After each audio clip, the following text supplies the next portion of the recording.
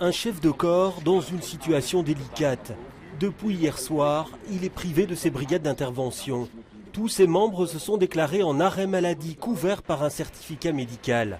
Une manière de dénoncer le manque de personnel et la surcharge de travail. Une action spontanée. À son sujet, le patron de la zone ouest n'hésite pas à employer le mot grève. C'est une forme de grève déguisée. Il y a effectivement un déficit de personnel dans les services d'intervention de 20%. C'est important.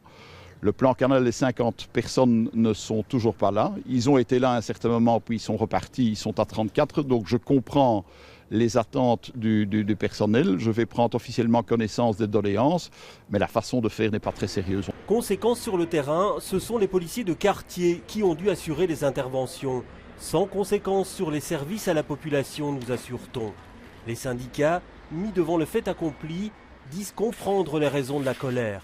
Le mouvement ne les étonne guère. C'est quelque chose qu'on dit depuis des mois, que ça laisse passer, que c'est pas tenable pour personne.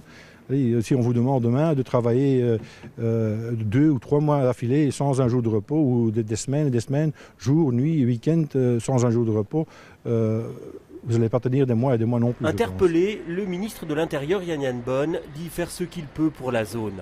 À l'issue d'une réunion de concertation, une proposition de renforcement des brigades d'intervention a été faite, avec l'ouverture de places supplémentaires. Elle sera soumise lundi au collège de police. Entre-temps, ces brigades devraient reprendre leur travail normalement.